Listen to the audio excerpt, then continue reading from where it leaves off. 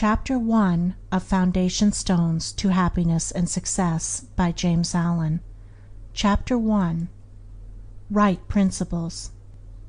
It is wise to know what comes first and what to do first. To begin anything in the middle or at the end is to make a muddle of it. The athlete who began by breaking the tape would not receive the prize. He must begin by facing the starter and toeing the mark, and even then a good start is important if he is to win. The pupil does not begin with algebra and literature, but with counting and ABC. So in life, the businessmen who begin at the bottom achieve the more enduring success, and the religious men who reach the highest heights of spiritual knowledge and wisdom are they who have stooped to serve a patient apprenticeship to the humbler tasks, and have not scorned the common experiences of humanity or overlooked the lessons to be learned from them. The first things in a sound life, and therefore in a truly happy and successful life, are right principles. Without right principles to begin with, there will be wrong practices to follow with, and a bungled and wretched life to end with. All the infinite variety of calculations which tabulate the commerce and science of the world come out of 10 figures. All the hundreds of thousands of books which constitute the literature of the world and perpetuate its thought and genius are built up from the 26 letters. The greatest astronomer cannot ignore the 10 simple figures. The profoundest man of genius cannot dispense with the 26 simple characters. The fundamentals of all things are few and simple, yet without them there is no knowledge and no achievement.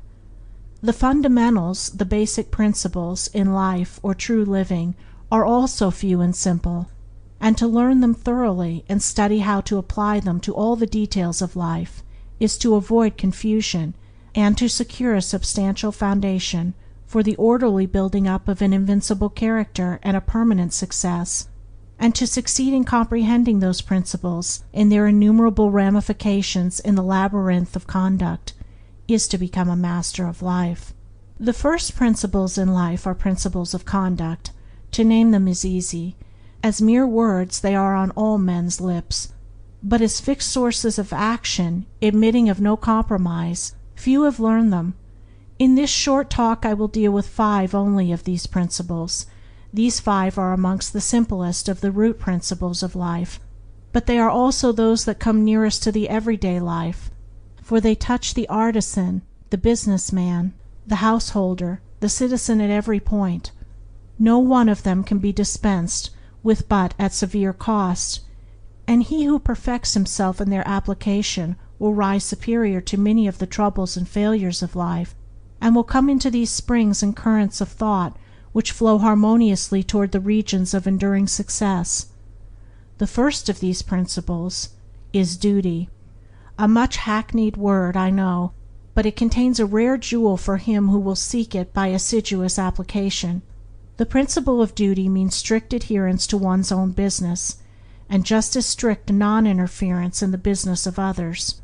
The man who is continually instructing others, gratis, how to manage their affairs, is the one who most mismanages his own. Duty also means undivided attention to the matter in hand, intelligent concentration of the mind on the work to be done.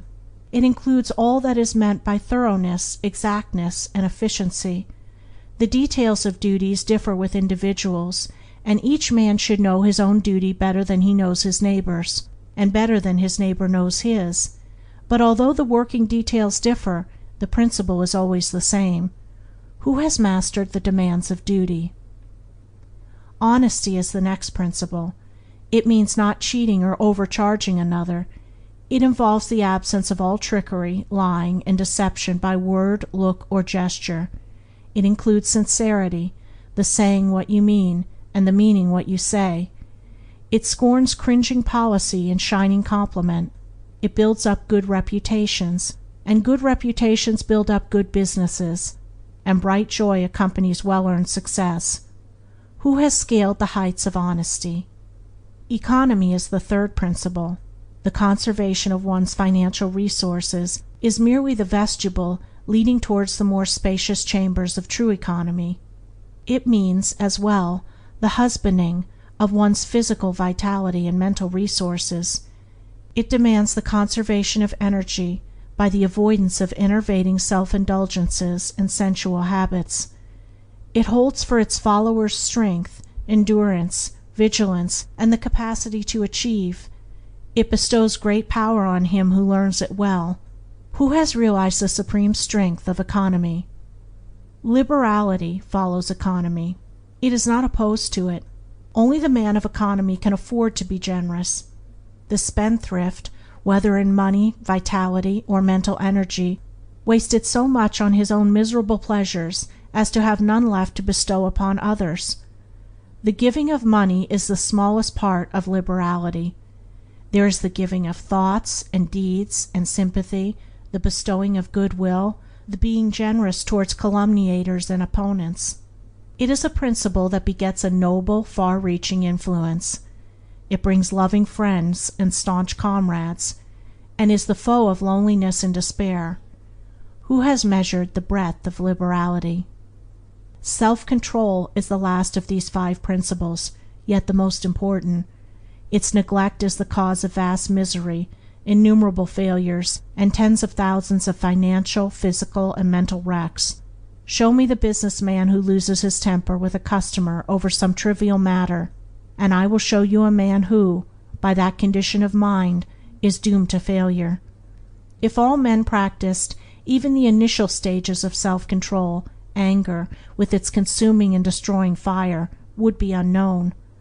The lessons of patience, purity, gentleness, kindness, and steadfastness, which are contained in the principle of self-control, are slowly learned by men, yet until they are truly learned, a man's character and success are uncertain and insecure. Where is the man who has perfected himself in self-control? Where he may be, he is a master indeed. The 5 principles are 5 practices, 5 avenues to achievement, and 5 sources of knowledge.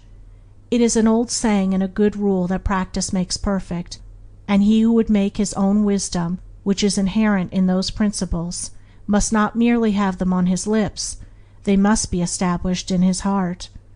To know them and receive what they alone can bring, he must do them, and give them out in his actions. End of Chapter 1.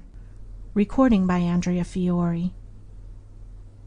Foundation Stones to Happiness and Success by James Allen. Chapter 2. Sound Methods. From the 5 foregoing right principles, when they are truly apprehended and practiced, will issue sound methods. Right principles are manifested in harmonious action, and method is to life what law is to the universe. Everywhere in the universe there is the harmonious adjustment of parts, and it is this symmetry and harmony that reveals a cosmos, as distinguished from chaos. So in human life, the difference between a true life and a false life, between one purposeful and effective and one purposeless and weak, is one of method. The false life is an incoherent jumble of thoughts, passions, and actions. The true life is an orderly adjustment of all its parts. It is all the difference between a mass of lumber and a smoothly working, efficient machine. A piece of machinery in perfect working order is not only useful, but an admirable and attractive thing.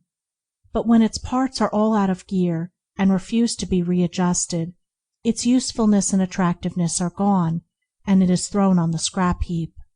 Likewise, a life perfectly adjusted in all its parts, so as to achieve the highest point of efficiency, is not only a powerful life, but an excellent and beautiful thing, whereas a life confused, inconsistent, discordant, is a deplorable exhibition of wasted energy. If a life is to be truly lived, method must enter into and regulate every detail of it, as it enters and regulates every detail of the wondrous universe of which we form a part. One of the most distinguishing differences between a wise man and a foolish man is that the wise man pays careful attention to the smallest things, while the foolish man slurs over them or neglects them altogether. Wisdom consists in maintaining things on their right relations, in keeping all things, the smallest as well as the greatest, in their proper places and times. To violate order is to produce confusion and discord, and unhappiness is but another name for discord. The good business man knows that system is 3 parts of success, and that disorder means failure. The wise man knows that disciplined, methodical living is 3 parts of happiness, and that looseness means misery. What is a fool but one who thinks carelessly, acts rashly, and lives loosely? What is a wise man but one who thinks carefully, acts calmly, and lives consistently? The true method does not end with the orderly arrangement of the material things and external relations of life. This is but its beginning. It enters into the adjustment of the mind, the discipline of the passions, the elimination and choice of words and speech, the logical arrangement of the thoughts, and the selection of right actions. To achieve a life rendered sound, successful, and sweet by the pursuance of sound methods, one must begin, not by neglect of the little everyday things, but by assiduous attention to them. Thus the hour of rising is important, and it's regularly significant, as are also the timing of retiring to rest, and the number of hours given to sleep. Between the regularity and irregularity of meals, and the care and carelessness in which they are eaten, is all the difference between good and bad digestion, with all that this applies, and an irritable or comfortable frame of mind, with its train of good or bad consequences. For attaching to these meal times and meal ways are matters of both physiological and psychological significance. The due division of hours for business and for play, not confusing the two. The orderly fitting in of all the details of one's business, times for solitude, for silent thought and for effective action, for eating and for abstinence. All these things must have their lawful place in the life of him whose daily round is to proceed with the minimum degree of friction, who is to get the most usefulness, influence, and joy out of life. But all this is but the beginning of that comprehensive method which embraces the whole life and being. When this smooth order and logical consistency is extended to the words and actions, to the thoughts and desires, then wisdom emerges from folly, and out of weakness comes power sublime. When a man so orders his mind as to produce a beautiful working harmony between all its parts, then he reaches the highest wisdom, the highest efficiency, the highest happiness. But this is the end, and he who would reach the end must begin at the beginning. He must systematize and render logical and smooth the smallest details of his life, proceeding step by step toward the finished accomplishment. But each step will yield its own particular measure of strength and gladness. To sum it up, method produces that smoothness which goes with strength and efficiency. Discipline is method applied to the mind. It produces that calmness which goes with power and happiness. Method is working by rule. Discipline is living by rule. But working and living are not separate. They are but 2 aspects of character, of life. Therefore, be orderly in work, be accurate in speech, be logical in thought. Between these and slovenliness, inaccuracy and confusion, is the difference between success and failure, music and discord, happiness and misery. The adoption of sound methods of working, acting, thinking, in a word, of living, is the surest and safest foundation for sound health, sound success, sound peace of mind. The foundation of unsound methods will be found to be unstable, and to yield fear and unrest even when it appears to succeed, and when its time of failure comes, it is grievous indeed. End of Chapter 2. Recording by Andrea Fiore.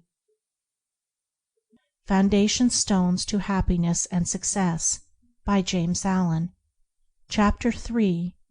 True Actions. Following on right principles and methods come true actions. One who is striving to grasp true principles and work with sound methods will soon come to perceive that details of conduct cannot be overlooked, that, indeed, those details are fundamentally distinctive or creative, according to their nature, and are of deep significance and comprehensive importance, and this perception and knowledge of the nature and power of passing actions will gradually open and grow within him as an added vision, a new revelation. As he acquires this insight, his progress will be more rapid, his pathway in life more sure, his days more serene and peaceful. In all things he will go the true and direct way, unswayed and untroubled by the external forces that play around and about him. Not that he will be indifferent to the welfare and happiness of those about him, that is quite another thing, but he will be indifferent to their opinions, to their ignorance, to their ungoverned passions. By true actions, indeed, is meant acting rightly towards others, and the right doer knows that his actions, in accordance with truth, are but for the happiness of those about him, and he will do them even though an occasion may arise when someone near to him may advise or implore him to do otherwise. True actions may easily be distinguished from false by all who wish so to distinguish, in order that they may avoid false action and adopt true. As in the material world we distinguish things by their form, color, size, etc., choosing those things which we require, and putting by those things which are not useful to us, so in the spiritual world of deeds we can distinguish between those that are bad and those that are good by their nature, their aim, and their effect, and can choose and adopt those that are good and ignore those that are bad. In all forms of progress, avoidance of the bad always precedes acceptance and knowledge of the good. Just as a child at school learns to do its lessons right by having repeatedly pointed out to it how it has done them wrong, if one does not know what is wrong and how to avoid it, how can he know what is right and how to practice it? Bad or untrue, actions are those that spring from a consideration of one's own happiness only, and ignore the happiness of others, that arise in violent disturbances of the mind and unlawful desires, or that call for concealment in order to avoid undesirable complications. Good or true actions are those that spring from a consideration for others, that may arise in calm reason and harmonious thought framed on moral principles, or that will not involve the doer in shameful consequences if brought into the full light of day. The right doer will avoid those acts of personal pleasure and gratification which by their nature bring annoyance, pain, or suffering to others, no matter how insignificant those actions may appear to be. He will begin by putting away these. He will gain a knowledge of the unselfish and true by first sacrificing the selfish and untrue. He will learn not to speak or act in anger, or envy, or resentment, but will study how to control his mind, and will restore it to calmness before acting, and most important of all, he will avoid, as he would the drinking of deadly poison, those acts of trickery, deceit, double-dealing, in order to gain some personal profit of advantage, and which lead, sooner or later, to exposure and shame for the doer of them. If a man is prompted to do a thing which he needs to conceal, and which he would not lawfully and frankly defend if it were examined of witness, he should know by that it is a wrong act, and therefore to be abandoned without a further moment's consideration. The carrying out of this principle of honesty and sincerity of action, too, will further lead him into such a path of thoughtfulness and right doing as will enable him to avoid doing those things which would involve him in the deceptive practices of other people. Before signing papers, or entering into verbal or written agreements, or engaging himself to others in any way at their request, particularly if they be strangers, he will first inquire into the nature of the work or undertaking, and so, enlightened, he will know exactly what to do, and will be fully aware of the import of his action. To the right doer, thoughtlessness is a crime. Thousands of actions done with good intent lead to disastrous consequences because they are acts of thoughtlessness, and it is well said, that the way to hell is paved with good intentions. The man of true action is, above all things, thoughtful. Be ye therefore wise as serpents and harmless as doves. The term thoughtlessness covers a wide field in the realm of deeds. It is only by increasing in thoughtfulness that a man can come to understand the nature of actions, and can, thereby, acquire the power of always doing that which is right. It is impossible for a man to be thoughtful and act foolishly. Thoughtfulness embraces wisdom. It is not enough that an action is prompted by a good impulse or intention. It must arise in thoughtful consideration if it is to be a true action, and the man who wishes to be permanently happy in himself and a power for good to others must concern himself only with true actions. "I did it with the best of intentions" is a poor excuse from one who has thoughtlessly involved himself in the wrongdoing of others. His bitter experience should teach him to act more thoughtfully in the future.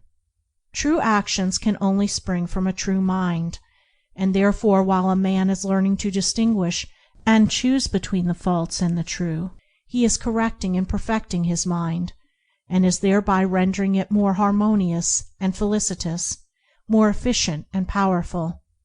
As he acquires the inner eye to clearly distinguish the right in all the details of life, and the faith and knowledge to do it, he will realize that he is building the house of his character and life upon a rock which the winds of failure and the storms of persecution can never undermine. End of Chapter 3. Recording by Andrea Fiore. Foundation Stones to Happiness and Success by James Allen. Chapter 4. True Speech. Truth is known by practice only. Without sincerity there can be no knowledge of truth, and true speech is the beginning of all sincerity. Truth in all its native beauty and original simplicity consists in abandoning and not doing all those things which are untrue, and embracing and doing all those things which are true. True speech is therefore one of the elementary beginnings in the life of truth. Falsehood, and all forms of deception, slander, and all forms of evil speaking, these must be totally abandoned and abolished before the mind can receive even a small degree of spiritual enlightenment. The liar and slanderer is lost in darkness. So deep is his darkness that he cannot distinguish between good and evil, and he persuades himself that his lying and evil speaking are necessary and good, that he is thereby protecting himself and other people. Let the would-be student of higher things look to himself and beware of self-delusion. If he is given to uttering words that deceive, or to speaking evil of others, if he speaks in insincerity, envy, or malice, then he has not yet begun to study higher things. He may be studying metaphysics, or miracles, or psychic phenomena, or astral wonders. He may be studying how to commune with invisible beings, to travel invisibly during sleep, or to produce curious phenomena. He may even study spirituality theoretically and as a mere book study, but if he is a deceiver and a backbiter, the higher life is hidden from him. For the higher things are these: uprightness, sincerity, innocence, purity, kindness, gentleness, faithfulness, humility, patience, pity, sympathy, self-sacrifice, joy, goodwill, love. And he who would study them, know them, and make them his own, must practice them. There is no other way. Lying and evil speaking belong to the lowest forms of spiritual ignorance, and there can be no such thing as spiritual enlightenment while they are practiced. Their parents are selfishness and hatred. Slander is akin to lying, but it is even more subtle, as it is frequently associated with indignation, and by assuming more successfully the appearance of truth, it ensnares many who would not tell a deliberate falsehood. For there are two sides to slander. There is the making of repeating of it, and there is the listening to it and acting upon it. The slanderer would be powerless without a listener. Evil words require an ear that is receptive to evil in which they may fall before they can flourish.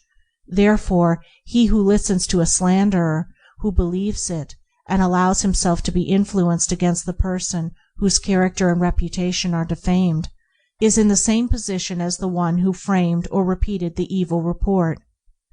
The evil speaker is a positive slanderer. The evil listener is a passive slanderer.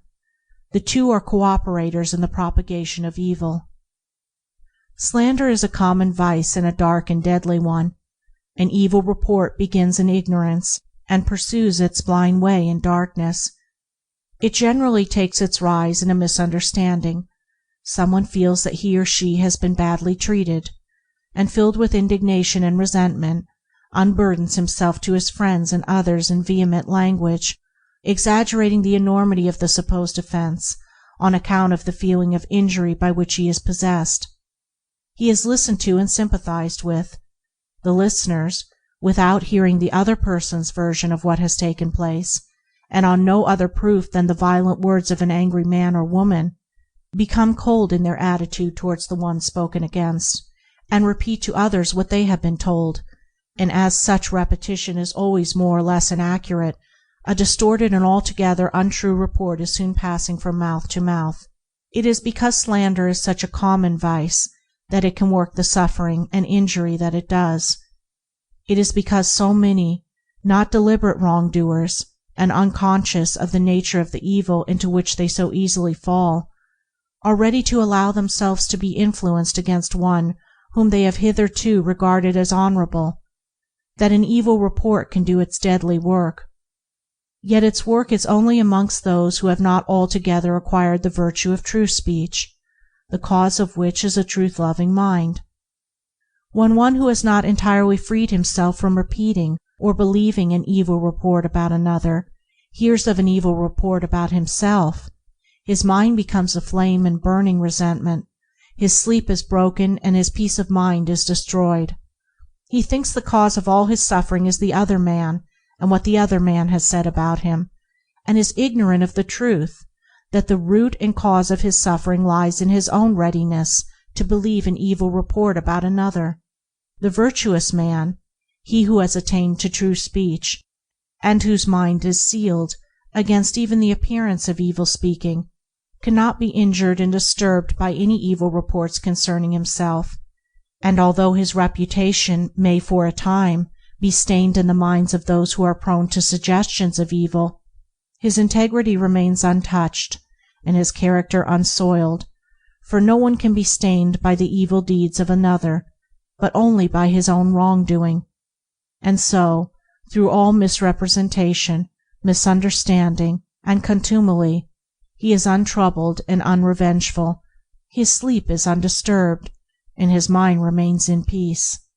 True speech is the beginning of a pure, wise, and well-ordered life. If one would attain to purity of life, if he would lessen the evil and suffering of the world, let him abandon falsehood and slander in thought and word. Let him avoid even the appearance of these things, for there are no lies and slanders so deadly as those which are half-truths. And let him not be a participant in evil speaking by listening to it.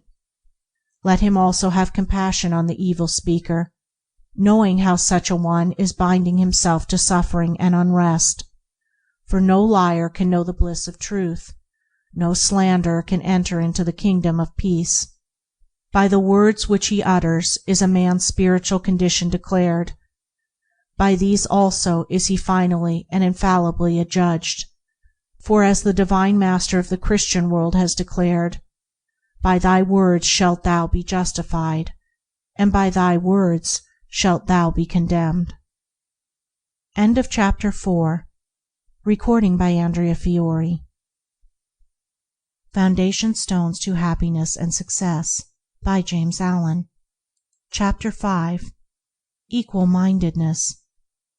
To be equally minded is to be peacefully minded, for a man cannot be said to have arrived at peace who allows his mind to be disturbed and thrown off the balance by occurrences. The man of wisdom is dispassionate, and meets all things with the calmness of a mind in repose and free from prejudice.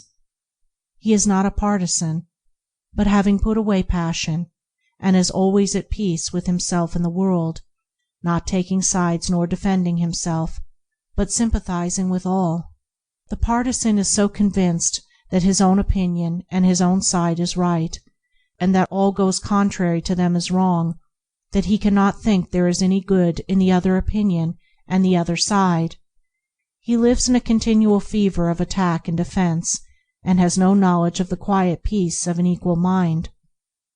The equal-minded man watches himself in order to check and overcome even the appearance of passion and prejudice in his mind, and by so doing he develops sympathy for others, and comes to understand their position and particular state of mind, and as he comes to understand others, he perceives the folly of condemning them and opposing himself to them.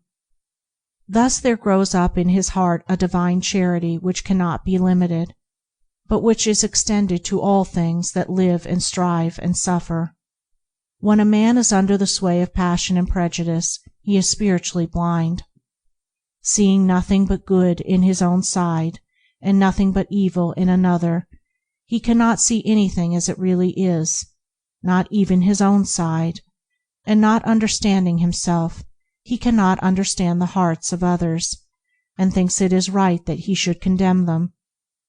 Thus there grows up in his heart a dark hatred for those who refuse to see him and who condemn him in return. He becomes separated from his fellow man, and confines himself to a narrow torture chamber of his own making. Sweet and peaceful are the days of the equal-minded man, fruitful in good, and rich in manifold blessings. Guided by wisdom, he avoids those pathways which lead down to hatred and sorrow and pain, and takes those which lead up to love and peace and bliss. The occurrences of life do not trouble him, nor does he grieve over those things which are regarded by mankind as grievous, but which must befall all men in the ordinary course of nature. He is neither elated by success nor cast down by failure. He sees the events of his life arranged in their proper proportions, and can find no room for selfish wishes or vain regrets, for vain anticipations and childish disappointments. And how is this equal-mindedness, this blessed state of mind and life, acquired? Only by overcoming one's self, only by purifying one's own heart, for the purification of the heart leads to unbiased comprehension. Unbiased comprehension leads to equal-mindedness, and equal-mindedness leads to peace. The impure man is swept helplessly away on the waves of passion. The pure man guides himself into the harbor of rest. The fool says, "I have an opinion." The wise man goes about his business. End of chapter 5. Recording by Andrea Fiore. Foundation Stones to Happiness and Success by James Allen. Chapter 6. Good Results. A considerable portion of the happenings of life comes to us without any direct choosing on our part, and such happenings are generally regarded as having no relation to our will or character, but as appearing fortuitously, as occurring without a cause. Thus one is spoken of as being lucky and another unlucky, the inference being that each has received something which he never earned, never caused. Deeper thought and a clearer insight into life convinces us, however, that nothing appears without a cause, that cause and effect are always related in perfect adjustment and harmony. That being so, every happening directly affecting us is intimately related to our own will and character, is indeed an effect justly related to a cause having its seat in our consciousness. In a word, involuntary happenings of life are the results of our own thoughts and deeds. This, I admit, is not apparent on the surface, but what fundamental law, even in the physical universe, is so apparent? If thought, investigation, and experiment are necessary to the discovery of the principles which relate one material atom to another, even so are they imperative to the perception and understanding of the mode of action which relate one mental condition to another, and such modes, such laws, are known by the right doer, by him who has acquired an understanding mind by the practice of true actions. We reap as we sow. Those things which come to us, though not by our own choosing, are by our own causing. The drunkard did not choose the delirium tremens or insanity which overtook him, but he caused it by his own deeds. In this case the law is plain to all minds, but where it is not so plain, it is none the less true. Within ourselves is the deep-seated cause of all our sufferings, the spring of all our joys. Alter the inner world of thoughts, and the other world of events will cease to bring you sorrow. Make the heart pure, and to you all things will be pure, all occurrences happy and in true order. Within yourselves deliverance must be sought. Each man his prison makes. Each hath such lordship as the loftiest one's. Nay, for with powers above, around, below, as with all flesh and whatsoever lives, act maketh joy or woe.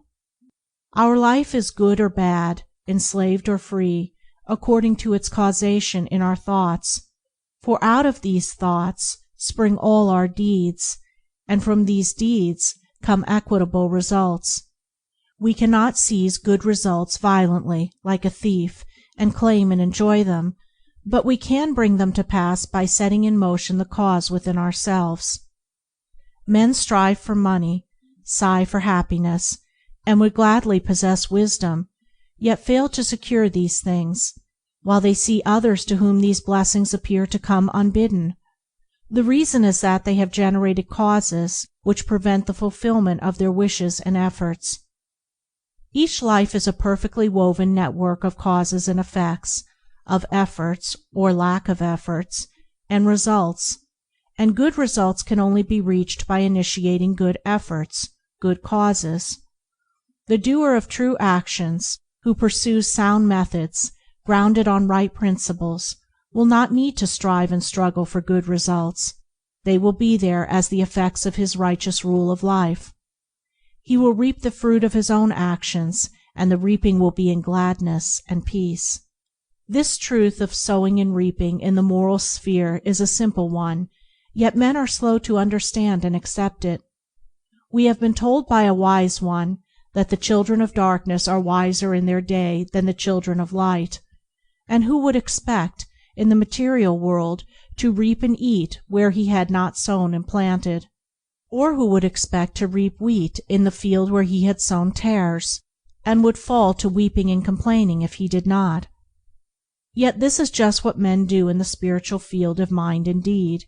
They do evil and expect to get from it good, and when the bitter harvesting comes in all its ripened fullness, they fall into despair and bemoan the hardness and injustice of their lot, usually attributing it to the evil deeds of others, refusing even to admit the possibility of its cause being hidden in themselves, in their own thoughts and deeds. The children of light, those who are searching for the fundamental principles of right living, with a view to making themselves into wise and happy beings, must train themselves to observe this law of cause and effect in thought, word, and deed, as implicitly and obediently as the gardener obeys the law of sowing and reaping. He does not even question the law, he recognizes and obeys it.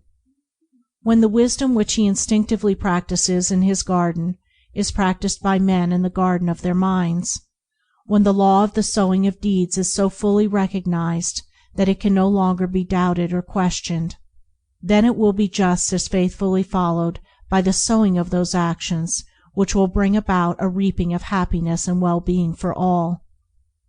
As the children of matter obey the laws of matter, so let the children of spirit obey the laws of spirit, for the law of matter and the law of spirit are one, but they are two aspects of one thing, the outworking of one principle in opposite directions.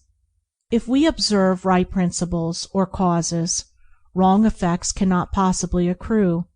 If we pursue sound methods, no shoddy thread can find its way into our web of life, no rotten brick enter into the building of our character to render it insecure. And if we do true actions, what but good results can come to pass? For to say that good causes can produce bad effects is to say that nettles can be reaped from a sowing of corn. He who orders his life along the moral lines thus briefly enunciated will attain to such a state of insight and equilibrium as to render him permanently happy and perennially glad. All his efforts will be seasonally planted, all the issues of his life will be good, and though he may not become a millionaire, as indeed he will have no desire to become such, he will acquire the gift of peace, and true success will wait upon him as its commanding master. End of chapter 6. Recording by Andrea Fiore. www.andreafiore.name. End of Foundation Stones to Happiness and Success by James Allen.